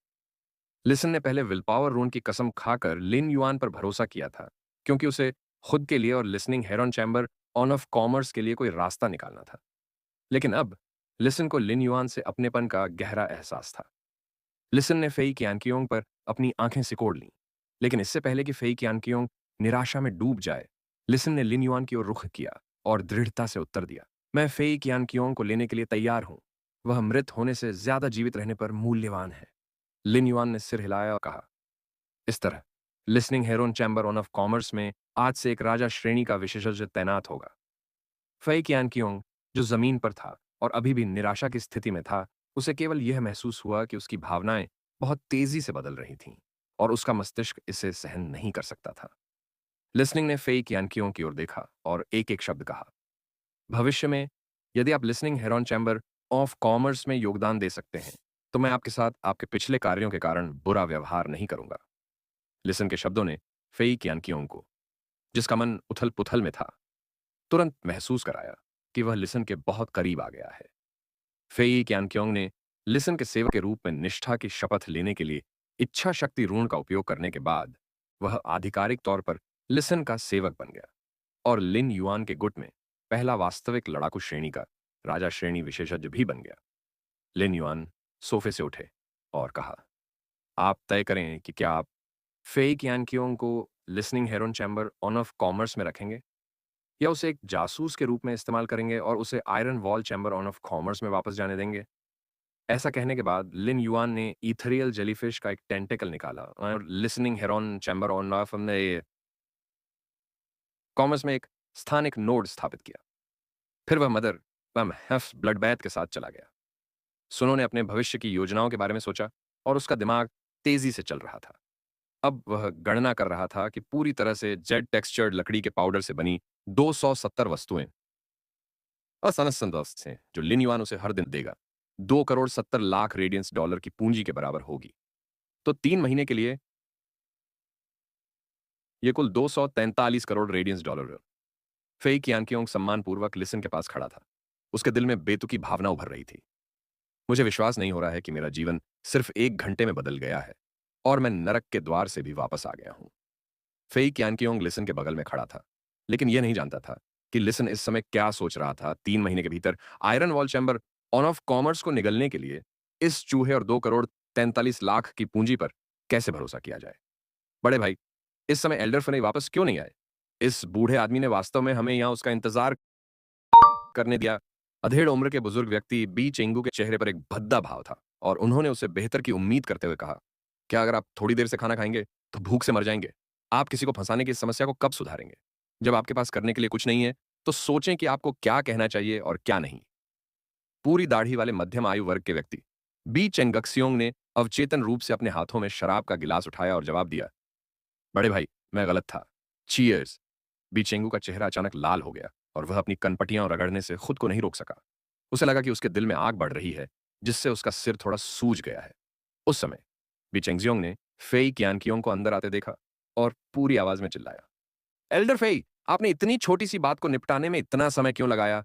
फी कियानकियोंग बीचेंगक्सियोनग की बातों को बर्दाश्त नहीं कर सका। इतनी छोटी सी बात से आपका क्या मतलब है? बकवास। ये इतनी छोटी सी बात थी कि मेरी जान पर बन आई। बी चेंगजियोंग खड़ा हुआ। बी चेंगजियोंग को गुस्से से घूरा और आगे बढ़कर बोला, एल्डर फेई, आपकी कड़ी मेहनत के लिए धन्यवाद। Dragon tiger blood tendon wine का स्वाद चखें, जो मैंने खास तौर पर तैयार की है। बी चेंगहू ने उत्साहपूर्वक फेई क्यानकियोंग को अपनी सीट पर खींच लिया और बी चेंगजियोंग बड़े शोरगुल के साथ खाना खा रहा था। जब फेई क्यानकियोंग खाना खा रहा था, तो वह हमेशा की तरह बी चेंगहू से बात कर रहा था, लेकिन उसके मन में जटिल भावनाएं थीं। पिछली बार जब वह उनके साथ खाना खा रहा था, तब भी वह iron Wall Chamber of Commerce में तीसरे सबसे ऊंचे पद पर था। हैरानी की बात यह है कि अब वह listening Heron Chamber of Commerce का मुखबिर बन गया था। फई क्यानकियोंग ने विल पावर रून के साथ शपथ ली थी और लिसन का सेवक बन गया था, इसलिए उसके पास कोई और विकल्प नहीं था। जब तक वह शपथ तोड़ता, वह मर जाता। साथ ही फई क्यानकियोंग को iron Wall Chamber on of Commerce में किसी को भी अपनी खामियां नहीं दिखानी पड़ी। अब उसकी सबसे बड़ी खामी ब्लड टूथेड क्रिकेट की फैंटेसी ब्रीड से अवनति थी। अगर बी चेंगक्सियों को पता चल जाता तो वह शायद इस बारे में ज्यादा न सोचता, लेकिन अगर बी चेंगहू, एक चालाक बूढ़ा लोमड़ी को पता चल जाता, अब आप समझ रहा है, तो वह निश्चित रूप से सावधान हो जाता। तब एक मोल के रूप में कुछ चीजें करना आसान नहीं होगा। अगर उसका पर्दाफाश हो जाता तो न केवल बी चेंगहू और बी चेंगक्सियोंग उसे नहीं छोड़ते, बल्कि झेंग परिवार के यंग मास्टर झेंग भी उसे मौत की सजा देने की कार्रवाई करते। इस पल में फेई कियानकियों को बहुत बुरा लगा, लेकिन साथ ही वह यह भी जानता था कि अब अपने असली अभिनय कौशल का प्रदर्शन करने का समय आ गया है। फेई कियानकियों को वह काम याद आया जो लिसन ने उसे दिया था, इसलिए उसने शराब पीते हुए बी चेंगू से कहा, चेंगू, हमारे पास Iron Wall Chamber on of Commerce में बहुत सारे ऑनलाइन और ऑफलाइन संसाधन हैं जो ज्यादा पैसे नहीं कमाते। क्यों ना हम उनमें से कुछ बेच दें और इसके बजाय विलासिता की वस्तुओं के रास्ते पर चलें। इस तरह लाभ होगा। क्यानकियों के शब्दों ने बीचेंगू को सोचने पर मजबूर कर दिया। जाहिर है कि वह फेई क्यानकियों की राय की व्यवहार्यता पर विचार कर रहा था। हालांकि बीचेंगू ने कुछ अजीब नजर से फेई क्यानकियों को देखा। जब बीचेंगजियोंग, जो अपने मुंह में मांस ठूंस रहा था, ने फेई क्यानकियों के शब्द सुने, तो वह मदद नहीं कर सका और बोला, एल्डर फेई, आपने चैम्बर ऑफ कॉमर्स के संचालन की परवाह कब से शुरू कर दी है? अतीत में, जब मैंने आपको चैम्बर ऑन ऑफ कॉमर्स के संचालन का प्रबंधन करने दिया था, तो क्या आपने नहीं कहा था कि आप केवल वही काम करना पसंद करते हैं जिनमें आपके दिमाग की आवश्यकता नहीं होती है, जैसे हत्या करना? फेई कियानकियोंग को कुछ कड़वाहट महसूस हुई। बी चेंगक्सियोंग बहुत होशियार नहीं था, इसलिए वह खुद को सही ठहराने के लिए कोई भी कारण ढूंढ लेता था। लेकिन बी चेंगहू को इतनी आसानी से बेवकूफ नहीं बनाया जा सकता था। फेई कियानकियोंग को iron Wall Chamber on of Commerce के मामलों का प्रबंधन करने की जहमत नहीं उठानी पड़ी। नहीं मई, क्योंकि बी चेंगहू की नियंत्रण करने की इच्छा बहुत मजबूत थी। दूसरा कारण यह था कि फेई कियानकियोंग के पास समय था, तो वह अपनी ताकत में सुधार करना पसंद करता था और अपनी ऊर्जा iron Wall Chamber on of Commerce के संचालन में नहीं लगाना चाहता था। फेई कियानकियोंग को पता था कि चैम्बर ऑन ऑफ कॉमर्स के विकास के मुद्दे को इस समय जल्दबाजी में उठाना उसके लिए थोड़ा अचानक था, लेकिन लिसन ने उसे जो कार्य दिया था, वह एक मोल के रूप में उसका पहला कदम था। इसलिए उसे वही कहना पड़ा जो उसे कहना चाहिए था। वह बी चेंगक्सियोंग के रवैये से परेशान नहीं हो सकता था। जब फे कियांग्योंग ने बी चेंगू की ओर देखा, तो उसने पाया कि बी चेंगू उसे कुछ जांच-परख से देख रहा था। फई कियांग्योंग ने गहरी सांस ली और अपने लिए वाइन का एक गिलास लाया। वाइन का गिलास पकड़े हुए उसकी भावनाएं उबल रही थीं। एक घूंट में वाइन पी लेने के बाद फई कियांग्योंग ने मुड़कर बी चेंगू को गंभीरता से देखा। भले ही बी चेंगू के मन में गहरी सोच थी, लेकिन वह भी फई कियांग्योंग के अगले कदम से अचंभित था। बी चेंगू ने कभी नहीं सोचा था कि फी कियांग्योंग की आंखें लाल हो जाएंगी। फी कियांग्योंग एक अभिनेता नहीं था, लेकिन उसने सच्ची भावनाएं दिखाई क्योंकि वह बार-बार अपने ब्लड टूथ हेड क्रिकेट के छीने गए विल पावर रून के बारे में सोच रहा था। जितना ज्यादा वह इसके बारे में सोचता, उतना ही ज्यादा उसे दुख होता। 5 मिनट से भी कम समय में उसकी आंखों से आंसू की कुछ बूंदें बह निकलीं। जितना ज्यादा वह खून दांत वाले क्रिकेट के बारे में सोचता, उतना ही ज्यादा दुखी होता। फाई कियांग्योंग ने दोहक के इस उदाहरण का उपयोग किया और कहा, चेंगहू, मैं वर्षों से तुम्हारा अनुसरण कर रहा हूं। हालांकि मैं तुमसे एक दर्जन साल बड़ा हूं, फिर भी मैंने हमेशा तुम्हें एक भाई की तरह माना है। Iron Wall Chamber on of Commerce में बिताए ये वर्ष मेरे जीवन के सबसे सुखद वर्ष हैं। अब iron Wall Chamber on of Commerce को एक उभरते हुए गुट में पदोन्नत किया गया है। चेंगक्सियोंग आमतौर पर आपकी बहुत मदद नहीं करता है और आपको खुद ही सब कुछ संभालना पड़ता है। अब मैं सोच रहा हूं कि मैं आपको कुछ ऐसे काम निपटाने में मदद कर सकता हूं जिसके लिए दिमाग लगाने की जरूरत नहीं है। हालांकि जब बी चेंगू ने फी क्यानकियोंग की लाल आंखें देखीं, तो वह अचंभित रह गया, लेकिन उसके तुरंत बाद वह शांत हो गया। बी चेंगू बहुत सावधान था और उसने कभी भी फेई क्यानकियोंग को अपने लोगों में से एक नहीं माना था। उसने कभी भी फेई क्यानकियोंग को iron Wall Chamber of Commerce के मुख्य पहलुओं के संचालन में हस्तक्षेप नहीं करने दिया था। जब फेई कियांग ने पहले कई बार संकेत दिया था कि वह यंग मास्टर झेंग से मिलने जाना चाहता है, तो बी चेंगू ने उसे यह बहाना देकर मना कर दिया था कि यंग मास्टर झेंग को बाहरी लोगों से मिलना पसंद नहीं है। ऐसा इसलिए था क्योंकि बी चेंगहू पूरी तरह से फेई कियांग पर नियंत्रण रखना चाहता था और उसे iron Wall Chamber on of Commerce का एक तेज हथियार मानता था। अन्यथा अगर फेई कियांग ने यंग मास्टर झेंग की पीठ पीछे उनका साथ छोड़ दिया और झेंग परिवार में विकसित होने चली गई, तो आयरन वॉल ऑफ कॉमर्स के पास एक कम तेज हथियार होगा। बी चेंगू देख सकता था कि फेई कियांकियों के आंसू नकली नहीं थे। अन्यथा कुछ आंसू बहने के बाद उसकी आंखें सूख जाती और निश्चित रूप से यह ऐसे ही नहीं रहता। बी चेंगहू को थोड़ा आश्चर्य हुआ कि फेई कियांकियों खुद के प्रति इतना विचारशील था। जब उसने अपने छोटे भाई बी चेंगक्सियों को देखा, जो खा पी रहा था, तो बी चेंगहू को लगा कि जितना अधिक वह इस बूढ़े व्यक्ति को देखता है, उतना ही वह आंखों को भाता है। हालांकि बी चेंगू को यह जानकर कुछ अजीब लगा कि अचानक उसका भाई सफेद दाढ़ी और बालों वाला हो गया था। बी चेंगू को लगा कि फी कियांकियोंग के सुझाव में कुछ हद तक दम है। हालांकि iron Wall Chamber of commerce एक उभरता हुआ गुट बन गया था, लेकिन इसने अभी तक स्टार वेब पर एक निजी गुट क्षेत्र नहीं खोला था। न ही इसके पास निजी गुट संचालन के लिए कोई स्पष्ट दिशा थी। वर्तमान में iron Wall Chamber on of Commerce में अभी भी बुनियादी आध्यात्मिक सामग्री और साधारण फय जैसे बोझिल ऑनलाइन और ऑफलाइन संसाधनों की एक बड़ी मात्रा है। साधारण आध्यात्मिक सामग्रियां ठीक थीं, हालांकि इसके लिए बहुत ज्यादा जनशक्ति की जरूरत थी, लेकिन वे हर दिन iron Wall Chamber of Commerce को एक निश्चित मात्रा में स्थिर आय भी ला सकती थी। हालांकि साधारण फेये के ऑफलाइन और ऑनलाइन संसाधन अलग-अलग थे। उन्हें न केवल उनकी देखभाल के लिए जनशक्ति की आवश्यकता थी, बल्कि उन्हें नियमित रूप से प्रतिदिन भोजन भी देना पड़ता था। साथ ही साधारण फेये के मरने का जोखिम भी था। मृत साधारण परियों के पास कोई मूल्यवान आध्यात्मिक सामग्री नहीं थी, इसलिए उन्हें केवल मांस के रूप में अन्य परियों को ही खिलाया जा सकता था। Iron Wall Chamber of Commerce के लिए ऐसे ऑनलाइन एंड ऑफलाइन संसाधन पहले से ही अनावश्यक थे। भले ही ये साधारण परी हर साल iron Wall Chamber of Commerce में बहुत सारे उत्परिवर्तित परियों को छांटने में सक्षम हों, लेकिन वे इन उत्परिवर्तित परियों को केवल पुनर्विक्रय ही कर सकते हैं। Iron Wall Chamber of Commerce के लिए झेंग परिवार के साथ संबंध रखना फायदेमंद था, लेकिन झेंग परिवार ने iron Wall Chamber of Commerce के क्रिएशन मास्टर्स पर सख्ती से नियंत्रण रखा था।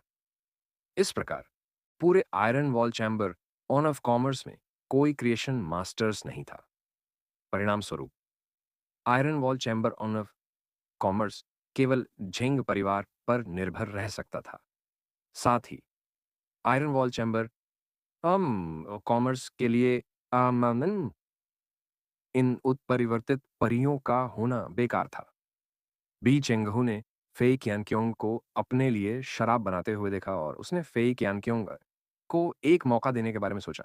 इसलिए उसने कहा, बड़े फेई, पहले साधारण आध्यात्मिक सामग्रियों को मत छुओ। मैं साधारण आत्मिक जानवरों को तुम्हें सौंप दूंगा।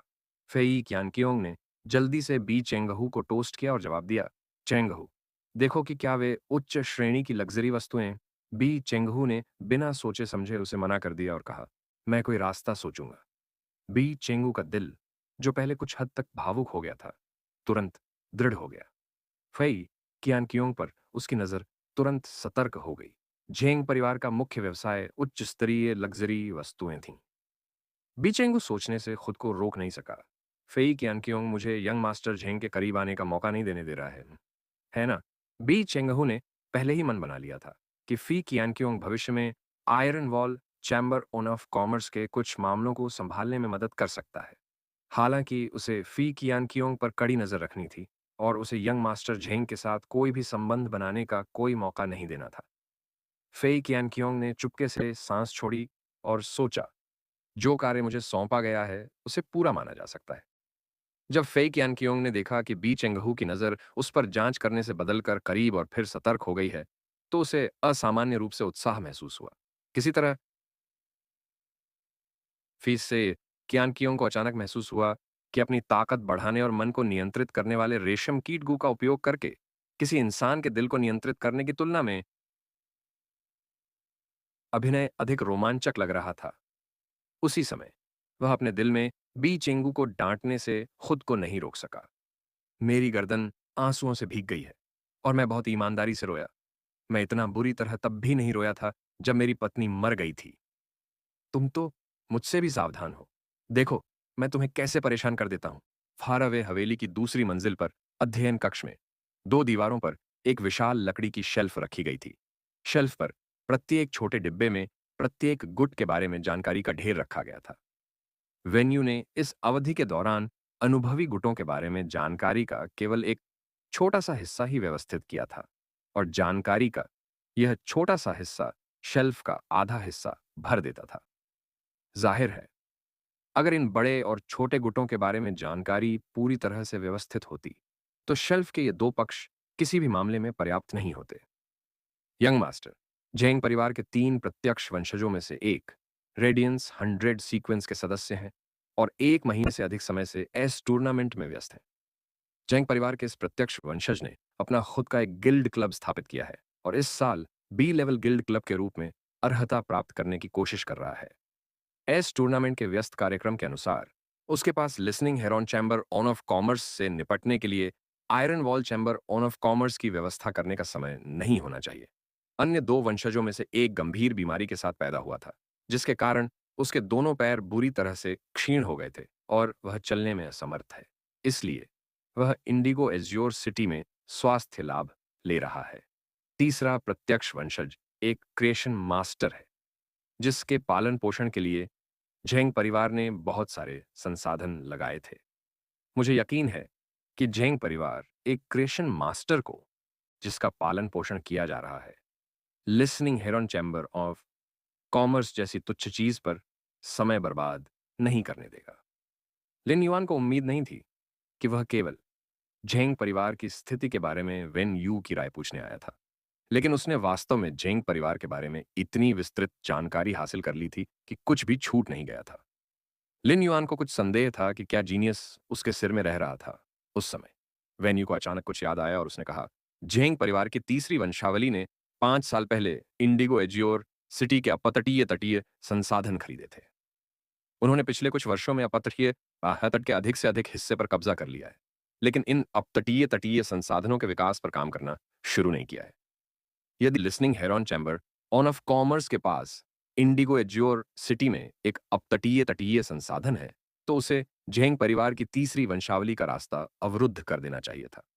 लिन युआन खुद को यह पूछे बिना नहीं रह सका, झेंग परिवार और उसके तीसरे वंश के बीच क्या अंतर है। वेन यू ने बताया, झेंग परिवार फल फूल रहा है और मुख्य परिवार प्रत्यक्ष वंशज है। मुख्य परिवार के अंतर्गत 4 वंश हैं, जिनमें से प्रत्येक मुख्य परिवार की एक समानांतर शाखा है। मुख्य परिवार 4 वंशों में उनके विकास के आधार पर चुनिंदा संसाधनों को इंजेक्ट करेगा। एक अर्थ में मुख्य परिवार को असली झेंग परिवार माना जाता है, पहचान के संदर्भ में। हालांकि मुख्य परिवार के प्रत्यक्ष वंशज और मालकिनों से पैदा हुए 4 वंशों के वंशज सभी झेंग परिवार के युवा स्वामी और युवा महिलाएं हैं। प्रत्यक्ष वंशजों का 4 वंशों के वंशजों पर पूर्ण प्रभुत्व है। लिन युआन ने सोच समझकर सिर हिलाया, फिर कहा, चूंकि झेंग परिवार का मुख्य परिवार चुनिंदा रूप से 4 वंशों में संसाधन डालेगा, इसलिए इन 4 वंशों के बीच संबंध बहुत अच्छे नहीं होने चाहिए। वेन्यू ने मुस्कुराते हुए कहा, झेंग परिवार की 4 वंशावलियों में कोई खुली प्रतिद्वंद्विता नहीं है, लेकिन अंधेरे में लगातार लड़ाई होती रहती है। चूंकि listening Heron chamber on of Commerce का मामला झेंग परिवार की तीसरी वंशावली से संबंधित है, इसलिए इस मामले में पहली वंशावली, दूसरी वंशावली और चौथी वंशावली शामिल नहीं होनी चाहिए। लिन युआन ने अपने कमरे में लौटने से पहले वेन्यू के साथ कुछ देर और बातचीत की। उसने भविष्य में अपने संभावित दुश्मनों के बारे में सटीक जानकारी पाने के लिए झेंग परिवार के बारे में उससे पूछा था। लिन युआन का अभी तक झेंग परिवार के साथ कोई स्पष्ट संघर्ष नहीं था, लेकिन अगर झेंग परिवार ने उस पर कोई कदम उठाया तो उसे उचित कदम उठाने होंगे। लिन युआन ने कुछ देर सोचा और एंडलेस समर की तलाश की तथा उसे कुछ समय के लिए listening Heron chamber on of Commerce में गुप्त रूप से रहने के लिए कहा। उन्होंने listening Heron chamber on of Commerce में संसाधन डाले थे और यह एक ऐसी हड्डी थी जिसे iron Wall Chamber of commerce कुतर नहीं सकता था। उस स्थिति में झेंग परिवार की तीसरी वंशावली अपना लक्ष्य हासिल नहीं कर सकती थी। एक खरगोश भी तभी काटता है जब वह चिंतित होता है, पागल शेर की तो बात ही छोड़िए। व्यवस्था के बाद लिन युआन ने फ्लावर ब्रोकेड मोती के पिछले अंधे व्यापार से आय प्राप्त करने के लिए स्टार वेब पर लॉग इन किया। लिन युआन ने पाया कि उसे ब्लाइंड ट्रेड से पहली बार की तुलना में ज्यादा मिड ग्रेड स्ट्रेंज फिल्म्स मिले हैं। इस बार ब्लाइंड ट्रेड के जरिए उसके 10 फ्लावर ब्रोकेट पर्ल्स को कुल 127 मिड ग्रेड स्ट्रेंज फिल्म्स में बदला गया, जो पिछली बार मिले 100 से 27 ज्यादा थे। लिन युआन के एम्बर बटन के आकार के डायमंड फेस स्टोरेज बॉक्स में 30 फूल ब्रोकेट मोती के अलावा, जिन्हें उसने अंधे व्यापार के लिए एक्सचेंज किया था, उसके पास अभी भी 170 स्टॉक में थे। फ्लावर ब्रोकेट मोती का अगला बैच भी स्पिरिट लॉक स्थानिक क्षेत्र में 10 दिनों के बाद फिर से परिपक्व हो जाएगा। लिन युआन ने अपने हाथों में मौजूद फूल ब्रोकेट मोती का उपयोग अन्य गुटों के साथ संसाधनों के आदान प्रदान के लिए नहीं किया था, क्योंकि उस समय उसकी कोई तत्काल भौतिक आवश्यकता नहीं थी। दूसरी ओर वह समय के साथ अपने purchase with no loss store के लिए प्रतिष्ठा हासिल करना चाहते थे और चाहते थे कि लोग फ्लावर ब्रोकेट पर्ल्स के बारे में सोचते समय उनके स्टोर के बारे में सोचें। उन्होंने अपने स्टार वेब स्टोर के फैन क्लब की जांच की और पाया कि 3 बार ब्लाइंड ट्रेड के संचय के माध्यम से फैन क्लब में क्रिएशन मास्टर्स की संख्या अब सभी सदस्यों के लगभग आधे तक पहुंच गई थी और इन क्रिएशन मास्टर्स में सबसे कम भी क्लास 3 क्रिएशन मास्टर था। लिन युआन ने पहले कभी अपने फैन क्लब में बात नहीं की थी, लेकिन उन्होंने इस बार अपने फैन क्लब में एक संदेश भेजने की पहल की। डीप माउंटेन एल्डर लिन, समूह कल्याण, सबसे अधिक बोली लगाने वाले को 30 फ्लावर ब्रोकेड मोती बेचे जाएंगे, केवल सदस्यों के लिए। लिन युआन ने यह संदेश भेजा तो पहले से ही सक्रिय purchase with no loss store के फैन क्लब में हड़कंप मच गया। क्लाउड में स्ट्रीम करें, अरे एडमिन तो फिर से एक्टिव हो गया है। हिंसक स्वभाव वाली महिला। ग्रुप बनाने के बाद अपने पहले शब्दों के लिए ग्रुप एडमिन को बधाई, आपने मैं मूर्ख नहीं हूं की उपलब्धि हासिल कर ली है। फैन जी, 30 फूल ब्रोकेड मोती, क्या महान कल्याण। ईर्ष्यालु में इतने सारे फूल ब्रोकेड मोती मेरे लिए सालों तक इस्तेमाल करने के लिए पर्याप्त हैं। भाइयों, आप लोगों को बोली लगाने में ढील देनी चाहिए और मुझे एक मौका देना चाहिए। दवा लेने का समय। क्लास 4 क्रिएशन मास्टर द्वारा भाई कहलाना बहुत ही रोमांचकारी है। Evening painting. एडमिन, आध्यात्मिक सामग्रियों का आदान प्रदान कैसे किया जाता है? यदि यह बाजार मूल्य है तो दुर्लभ आध्यात्मिक सामग्रियों का अनवाहों का आदान प्रदान करना बहुत अधिक नुकसानदेह होगा। जब लिन युआन ने नोबल इवनिंग पेंटिंग का संदेश देखा तो उसने एक पल के लिए सोचा और जवाब दिया, मैं दुर्लभ आध्यात्मिक सामग्रियों को दुर्लभ जीवन रूप मंडप के लेन-देन मूल्य के 2% प्रीमियम पर बदल दूंगा। यदि दुर्लभ जीवन रूप मंडप पर लेन-देन मूल्य नहीं है, तो मुझे नहीं लगता कि आप इन फूल ब्रोकेड मोतियों के बदले में इसे ले पाएंगे। लिन युआन का जवाब पढ़ने के बाद, नोबल इवनिंग पेंटिंग 2%।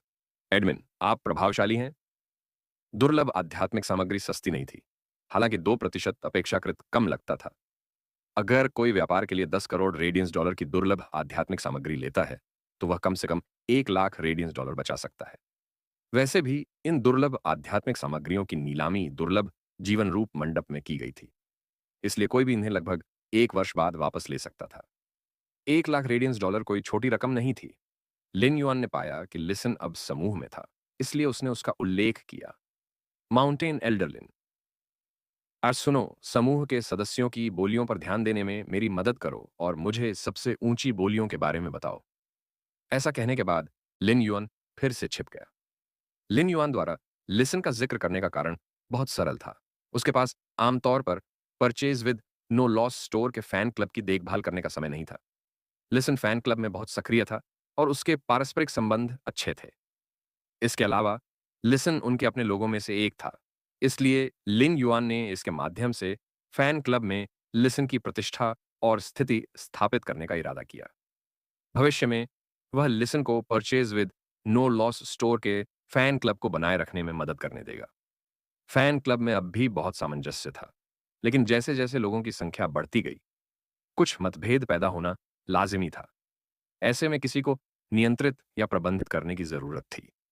लिसन की प्रतिभा को देखते हुए वह स्पष्ट रूप से इस नौकरी को लेने के लिए बहुत उपयुक्त था। वास्तव में लिन युआन उसे purchase with no loss store के भीतर अपने कनेक्शन का यथासंभव उपयोग करने का मौका भी दे रहा था, ताकि listening Heron Chamber on of commerce, जिसके पास करने के लिए हजारों काम थे, थोड़ा ऊपर उठ सके। लिन युआन के फैन क्लब छोड़ने के बाद उसने अपने स्टार वेब स्टोर में प्रदर्शन के लिए 10 और फ्लावर ब्रोकेड मोती रखे। साथ ही उसने एक दिन बाद ब्लाइंड ट्रेड के जरिए उन्हें सीधे एक्सचेंज करने की योजना बनाई।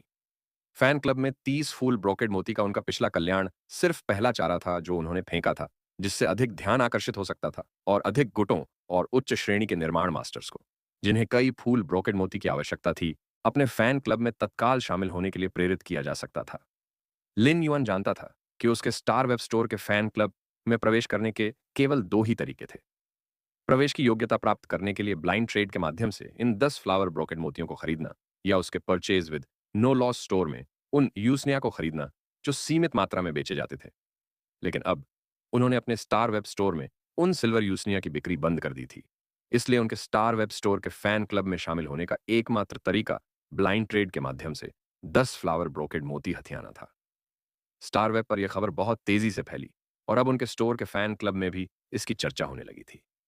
लिन युआन ने एक दिन अलग रखा है, जो उन गुटों और सृजन मास्टर्स के लिए पर्याप्त था जो कई फूल ब्रोकेड मोती प्राप्त करना चाहते थे।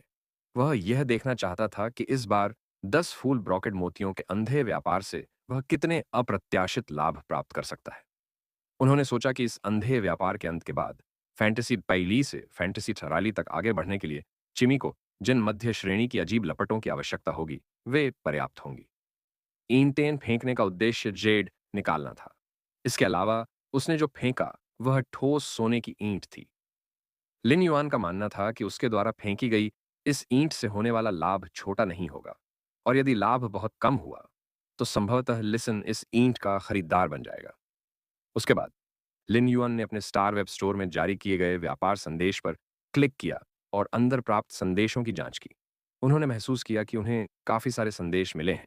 हालांकि इनमें से ज्यादातर संदेश इस बारे में थे कि वे किस तरह के संसाधनों में निवेश कर सकते हैं और किस तरह का भविष्य दिया जा सकता है।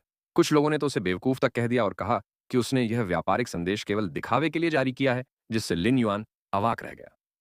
साथ ही फीडबैक के आधार पर उन्हें पता था कि लोग उनके purchase with no loss store की नींव को तुच्छ समझते हैं, अन्यथा वे ऐसी बातें नहीं कहते। हालांकि लिन युआन को दुख नहीं हुआ। इसके विपरीत, जब इन 30 फूल ब्रोकेड मोतियों को कल्याण के रूप में नीलाम किया जा रहा था, तो उनका मानना था कि भविष्य में और अधिक राजा श्रेणी के विशेषज्ञ उनके निजी गुट में शामिल होने के लिए दौड़ेंगे। संदेशों की छानबीन करने के बाद उसने पाया कि इतने सारे संदेशों में से केवल 3 राजा श्रेणी के विशेषज्ञों ने ही अपनी व्यक्तिगत जानकारी भेजी थी, और उनमें से केवल एक ही लिन युआन की आवश्यकता को पूरा करता था। शेष 2 में से एक ने केवल 2 इच्छा शक्ति रूनों को ही समझा था, तथा उसका मुख्य परी कमजोर था। यहां तक कि अगर इस तरह के एक राजा श्रेणी के विशेषज्ञ ने लिन युआन की उच्च गुणवत्ता वाली कांस्य फय प्राप्त की, तो वह इसे बढ़ाने के बाद भी कई राजा श्रेणी के विशेषज्ञों के बीच कमजोर होगा।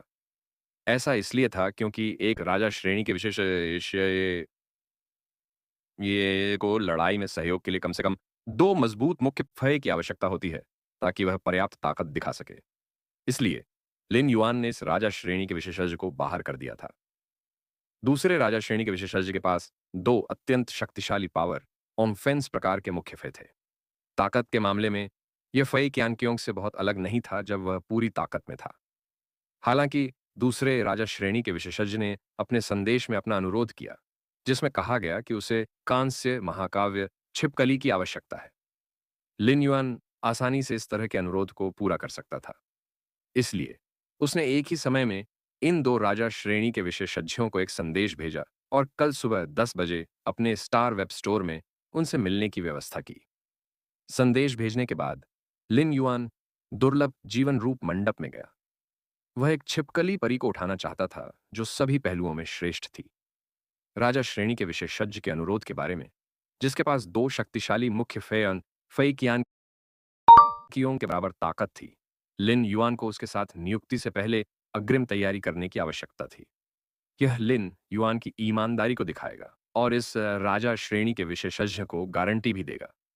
दुर्लभ जीवन रूप मंडप में खोज करने के बाद उन्हें एक छिपकली परी मिली, जिसके शरीर में ड्रैगन प्रजाति के परी रक्तरेखा के निशान थे, जो तब जागृत हुए थे जब वह एलीट में था और उन्होंने इसे खरीद लिया ताकि कल की बैठक से पहले इसे बढ़ाया जा सके।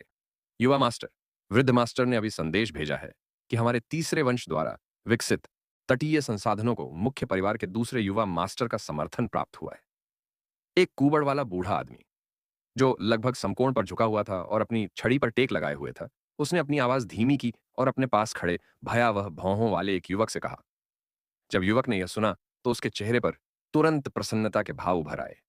हमारे तीसरे वंश को मुख्य परिवार के दूसरे युवा मास्टर का समर्थन प्राप्त करने में 3 साल लग गए। यह हमारे लिए दूसरे वंश, चौथे वंश और पहले वंश को पार करने का एक अच्छा अवसर है। इसमें जरा सी भी गलती नहीं होनी चाहिए। भयावह भौहों वाला वह युवक क्षण भर में क्रूर बन गया। चूंकि पिता पक्ष तैयार है, इसलिए मेरे पास Iron Wall Chamber on of Commerce और Listening Heron Chamber of Commerce के लिए समय नहीं है। बड़े न्यू, आज रात जाओ और Listening Heron Chamber on of Commerce के मालिक को डार्क आइड स्कॉर्पियन टाइगर का भोजन बनने दो, एक स्प्रैट, एक मैकरल पकड़ने के लिए। जब कुबड़ा बूढ़ा आदमी युवक की भयावह भौहों वाले शब्दों को सुन रहा था, तो उसने तुरंत जवाब दिया, युवा मास्टर, मैं इसे तुरंत करवा दूंगा। एल्डर न्यू ने कुछ देर सोचा और अपनी छड़ी से जमीन पर कुछ बार थपथपाते हुए कहा, युवा मास्टर, मैंने सुना है कि listening Heron Chamber of Commerce के मालिक असाधारण रूप से प्रतिभाशाली हैं। मुझे आश्चर्य है कि क्या आप लिसन को अपने अधीन करना चाहेंगे, यंग मास्टर? यदि आप लिसन को अपनी पहचान बताने के लिए तैयार हैं, तो जब तक वह मूर्ख नहीं है और वर्तमान स्थिति के बारे में जानता है, तो वह निश्चित रूप से आपकी भर्ती से इनकार नहीं करेगा। भयावह भौहों वाला वह युवक इस समय खिड़की के बाहर असीम रात्रि को निहार रहा था। एल्डर न्यू की बातें सुनकर उसने अपना सिर भी नहीं घुमाया। उसने अपना हाथ उठाया और जवाब दिया, यह मामला हमारे तीसरे वंश की योजनाओं से जुड़ा है। भले ही लिसन में असाधारण प्रतिभा हो, लेकिन मेरे लिए अपनी पहचान बताना उचित नहीं है। इसके अलावा वह एक शक्तिहीन व्यक्ति से अधिक कुछ नहीं है, जिसका शरीर खाली है और जो हठपूर्वक प्रतिरोध कर रहा है। युवक की बातें सुनकर एल्डर न्यू ने बोलना बंद कर दिया और कमरे से बाहर निकल गए। उन्होंने अपने हाथ की एक लहर से एक काली छाया को बुलाया और फिर उसके साथ रात में गायब हो गए।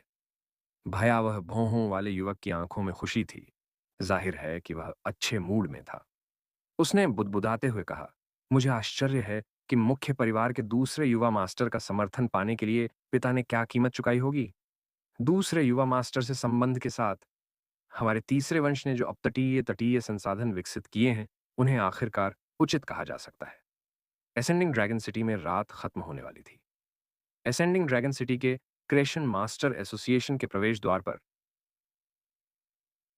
क्लास 4 क्रिएशन मास्टर की रिटेनर क्रेस्ट पहने एक महिला ने अशिष्टता से कहा, मेरे शिक्षक ने कहा कि यदि आप अपने आयरन बोन इगुआना की रक्त रेखा को विकसित करना चाहते हैं तो आप केवल उन आध्यात्मिक सामग्रियों पर भरोसा करके सफल नहीं हो सकते हैं जो आप इसकी ड्रैगन प्रजाति की रक्त रेखा को प्रेरित करने के लिए लाए थे। कम से कम आपको एक गोल्ड ड्रैगन के मुंह वाले ऑनर किड फूल की आवश्यकता होगी। महिला के सामने खड़े आदमी के चेहरे पर निराशा के स्पष्ट निशान थे, लेकिन तुरंत बाद उसकी अभिव्यक्ति सामान्य हो गई और उसने उत्तर दिया, मास्टर डुआनली, मेरे आयरन बोन इगुआना को पोषित करने में मदद करने के लिए आपका धन्यवाद। जब मुझे गोल्ड ड्रैगन माउथ और नर्किड फूल मिल जाएगा तो मैं आपसे अपने परी को बढ़ाने में मदद करने के लिए वापस आऊंगा। क्लास 4 क्रिएशन मास्टर के रिटेनर क्रेस्ट वाली महिला ने तब कहा, मेरे शिक्षक ने आपका भुगतान पहले ही ले लिया था और आध्यात्मिक सामग्रियों की तैयारी की कमी के कारण आपके आयरन बोन इगुआना के वंश को नहीं बढ़ाया था। तो अगली बार जब आप उसे खोजने आएंगे तो आपको पिछली बार की तरह भुगतान का केवल आधा हिस्सा तैयार करना होगा। आदमी के चेहरे पर एक कड़वी मुस्कान उभरी और उसने सोचा, हालांकि मेरे पास असाधारण प्रतिभा है और छिपकली परियों के प्रति मेरा आकर्षण है, मेरे पास केवल एक ही मुख्य परी है, एक रक्षा प्रकार की छिपकली परी, आयरन बोन इगुआना। मैंने पहले ही 3 वर्षों की बचत मास्टर डुआन ली से अपने परी को बढ़ाने में मदद मांगने में खर्च कर दी है।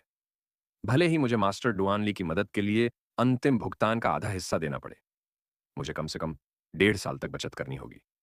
एक रक्षा प्रकार की आत्मा क्यूई पेशेवर टीम के सामने खड़ी एक ढाल है, लेकिन मेरे आयरन बोन इगुआना की ताकत को देखते हुए मैं बस उस कर्तव्य को नहीं मान सकता।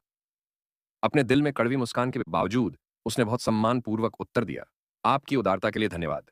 मेरी ओर से मास्टर डुआन ली के प्रति आभार व्यक्त करें। ऐसा कहने के बाद वेद सेन ने वह व्यक्ति आरोही ड्रैगन सिटी के क्रिएशन मास्टर एसोसिएशन को छोड़ने के लिए तैयार हो गया। क्लास 4 क्रिएशन मास्टर की रिटेनर क्रेस्ट वाली महिला ने एक पल के लिए सोचा और कहा, यह आपके इस आयरन बोन इगुआना के लिए केवल रक्त रेखा का मामला नहीं है। भले ही इस आयरन बोन इगुआना की ड्रैगन प्रजाति की रक्त रेखा को गोल्ड ड्रैगन माउथ आर्किड फूल से उत्तेजित किया जाए, फिर भी यह शक्तिशाली नहीं होगा। मैंने अपने शिक्षक से सुना था कि इस आयरन बोन इगुआना के सिर के किनारे का मांस का उभार एक प्रकार के उत्परिवर्तन से संबंधित है। वह आदमी जल्दी से पलटा और घबरा कर बोला, क्या मास्टर डुआनली ने पहले नहीं कहा था कि यह मांस का धब्बा उसके स्वास्थ्य को प्रभावित नहीं करेगा? और 10 साल से ज्यादा हो गए हैं, इस मांस के उभार में कभी ज्यादा बदलाव नहीं आया है। यह सुनकर रिटेनर क्रेस्ट पहनी महिला को उस आदमी के शब्दों में तात्कालिकता और बेबाकी की परवाह नहीं थी। उसने जवाब दिया, इसलिए मेरे शिक्षक ने कहा कि यह एक उत्परिवर्तन है।